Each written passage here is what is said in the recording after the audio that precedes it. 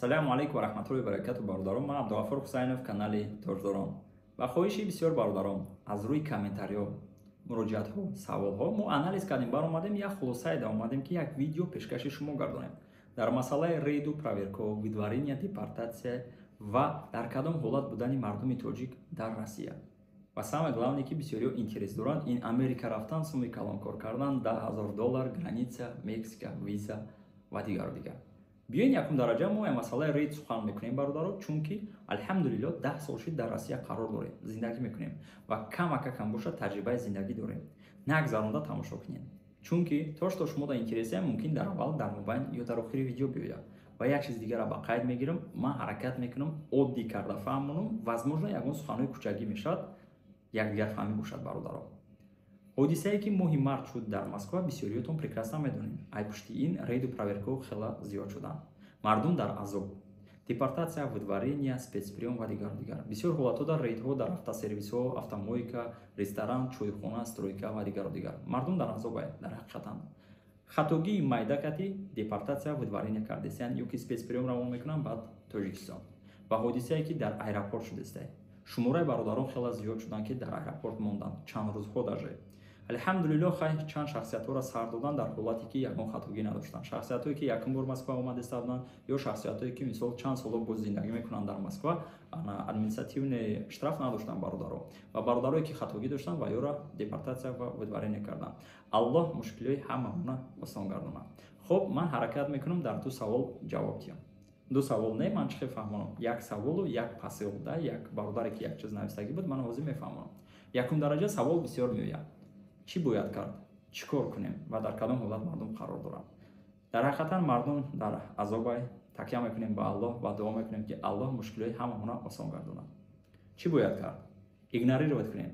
Аҳамият натен, провокатсияда нарем бародаро. Илтимос. Ман прекрасно медонам, дидестам дар чашми худам, дар Инстаграм, дар Ютуб ва дар роҳу рӯ ки чӣ хел мардум азоб кашидесанд, чӣ хел рафтори безеб доранд камтар. Дар ҷои корҳо начальниктон мисол фарқият надорад, ё ки дар роҳҳо подрезат мекунанд, мисол ронандаҳо мефаҳманд мара, ё ки дар метро, автобус ва дигару дигар.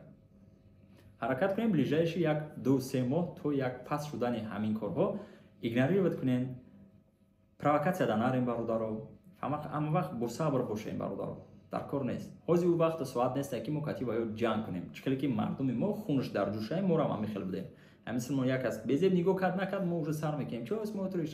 Дар кор нест. Илтимос. Илтимос бародаро. Дар кор нест. Босабр бошем. Аллоҳ ҳамамонда сабр диҳад. Ҳаракат кунем, талпа нагардем бародаро. ҳозир у вақт нест мо бибироем бо футбол бозӣ кунем. Чӣ хеле ки бисёриҳо нағз мебинанд жилои домода мебаранд. Плашадкое ки барои кӯдаку барои урусҳо кардагианд, мисол аки барои урусҳо не биё ихелам бигирем мисол барои ҳама кардагианд, но ҳозир у вақт соат нест ки мо бироем вағочӯ кунем, футбол кунем. Ё ки чӣ хеле ки ман дар Инстаграм дидам туй гузарондасия там тавлак зада. Дар кор нест. Туй дорӣ, машааллоҳ, рав никоҳ кун, спокойно биёр оилата хона. Чӣ дар кора ҳозир? ҳозир у вақт соат нест мо туи тавлак кунем, ҳозир у вақт соат нест мо баромада дар берун футбол кунем. Илтимос мана дуруст фаҳмед бародаро. Ин барои фоидаи худмон аст. Барои фоидаи худмон аст. Мо бояд як ибрат, як муомилаи хуб озир нишон медиҳем. Хоб, бародарое ки навистестин, мо дар дигар Россия дар кор нест, пас задестин, ҳақорат кардестин. Аллоҳ сабр диҳад шумода. Ман шуморо мефаҳмам, бародарои тоҷик шуморо мефаҳманд. Мо ҳам миллат ҳастем, мо алҳамдулиллоҳ мусулмон ҳастем. Мефаҳмам алламон кардагие. Но шумо як чиза аз хотиртон набарорем бародаро. То што ҳодисае ки моҳи март шуд як тараф бо ғайр аз ин чанд бародарои тоҷик рафторои бад кати якбора қадру қимати миллати тоҷика фуровардестиянд. Барои ҳамин беҳтарин мешавад мо муомилаи хуб кунем. Комментариҳои урусота ҳарчи нанависем, дар кор нест. Чӣ хеле ки бисёриётон дидем дар Челябинск бародари тоҷик як замечания мекунад духтари русда ки дар ҷои мо ин хел намегарданд. Бача ту Челябинск дар Россия қарор доред. Ҳамин хел обрӯи миллати тоҷика мефуроранд бародаро. Дар кор нест ҳар хел суханҳо гӯем. Ҳо, ман шуморо мефаҳмам, дигар бародаро мефаҳманд, аллам мекунад мисол, Аллоҳ сабр диҳад ҳамамонда. Намехоҳен истен, намехоҳен Россия омадан. Комментария накунем. Фоидатон намераса, зарартона илтимос нарасонем. Шумо намехоҳен зиндагӣ кардан, як хел бародарои тоҷик, но миллион тоҷикҳои дигар зиндагӣ доранд дар Россия. ва ё бо оилаҳошон, бо фарзандошон, бо хешу табошон зиндагӣ доранд. Дарс мераванд фарзандошон, садик мераванд, бизнес доранд, зиндагӣ мекунанд. Манам зиндагӣ дорам, дигар бародаро. التماس فکری این طرف کردن در کار اومدن که نمیخواین حرکت کنین، وطن آباد کنین، یک کسب هنر یاد گیرین، خونین، талант یاد گیرین، مثال دکتر شوین، دکتر شوین، بیاین وطن آباد کنین برادرها. همون وقت ساعت اومد که ما نشون دهیم کی هستیم، سرخم نشویم برادرها. و برای اومدن حاضر در روسیه باید как минимум شما زبان روسی را دونین برادرها. چون که даже получать کردن پاتنت حاضر قیین شدگی. شماره برادرایی که مراجعت کردن خیلی زیاد شدگی که اگزمین سپاریدن نمیتونن. من یک چیز را به قید میگیرم برای پدران، برای عمکایی که فرزنداشون روان میکنن. مردم ما نقض میبینن. بیاین یک دیگر فهمی باشد التماس ما از سرمون گذراندیم و دیدیم. همین 18 ساله شد روان میکنن. از گوشاش قبل پیش ماشینیکی نکن، دزدی نکن، غری نکن، تجاوز نکن، دیگر و دیگر. کمتر فهموندن در کورای. بعد میگیم ما را دوست نمیدارم. نو التماس این خیلی بچه‌ام نمیشود. و самое главное که بسیاری اینترس دارن این امریکا رفتن سومی کلان کار کردن $10,000 و دیگر و دیگر. شما چی فکر میکنید ما نمیخوایم یا که دیگر برادران نمیخوان؟ همه میخوان. اگر این چیز آسان میشد همه برادران امریکا میرفتن. درست. بیاین برادران строго судить نکنین. من امریکا را پس نزدستم. من просто شما دا یک چیره که برادر اسلامی، که برادر توجیک رساندستم. از برای الله من شما را دوست میدارم. و شخصانی که مرا دانا میشناسن میدونن من چی نمیخوام میکنم برادران. برای امریکا رفتن شما باید как минимум زبان خارجی را دونید، انگلیسی را. خب پیدا میشه برادر میگن نه دنیا میشه. хорошо но باید مبلغ کلان داشته باشید. التماس مرا درست فهمید. من دور نمیرم بیای روی خودم گپ بزنم. توش تو من با مسکو اومدم من چند برو خرج کردم اومدم که بلیت 30,000 20,000 روبل میشه 200-300 دلار برادرو. ما یورو رفیق های خشو تبر قرض میکنیم. ای بانک قرض میگیریم. روسیه میایم کار میکنیم بعد سومون میتیم. درست یا که در بسیار حالات ما یورو رفیق و برادرها همسینفو ابیشات میکنن وعده میکنن که ای بیو من مسکو تا در صاحب جای کار میکنم پیتانی میتونم دیگر شما میایین کی در میکنن فریب میکنن این نشید برات من پرابلم دارم چی میشود دیگه برادر در زنگ میزنی پیش دیگر برادر میرای بعد یا وقتی معین بعد ممکن صاحب یگون کار شای و زندگی را بینی و مثال خانه و مادرجان پول را ممکنه. درست انا این سیتواسیا در امریکا نمیشود. میشود و 900% ممکن 10% برادرها. شاید من خطا کنم نو سرانو.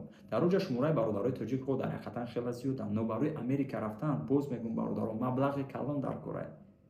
برای او با $10,000 ضربت که برآمدن با ترک رفتن شما как минимум 30-40 $40 расход میکنین.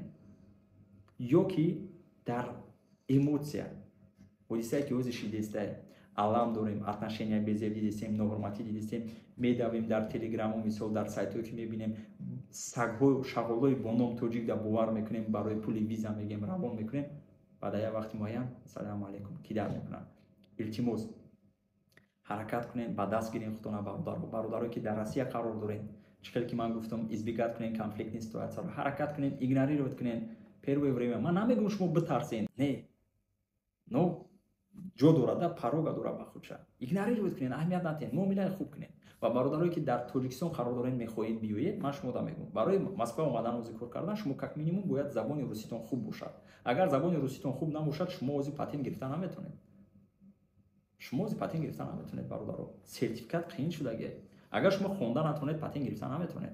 و برادرایی که نمیخواین بیایید مثلا بعد بینی میکنید دیگر فایده‌تون نمیرسه التماس ضررتون نرسونه فکری دیگر برادرها و پدر مادرها را کنید حرکت کنید وطن آباد کنید حرکت کنید یک کتاب خونید یک بیزنس کنید مثلا دور نمیریم در این بلاگر شدن از خیلی شماره برادرها خیلی زیادن التماس من درست فهمید برای بلاگر شدن نیابیزاتی شما رقص بازی کنید پرانک کنید پریکول کنید و دیگر میلیون سوها هستن میلیون کسب هستن مثلا کسب دور نمیریم قصاب دور نمیریم افتا سرویس دور نمیریم مثلا دکتر любой شخصیت میتونه همون سیستم کاری خودشه به نوار گیره مردم در نشان تید یک درس تید یک پیشروی کند و دیگر باز با قید میگیرم التماس برای امریکا رفتن من پس نزده استم امریکا را شما باید مبلغ کلان داشته باشید یا رفیقتون در اونجا زیاد باشد اونا انگور و دیگر انگلی را میبینید به هم باور نکنید با خدا گفتم از برای الله دوستان میدارم دلم میسوزه من میدونم در کدام عذاب مردم توجیه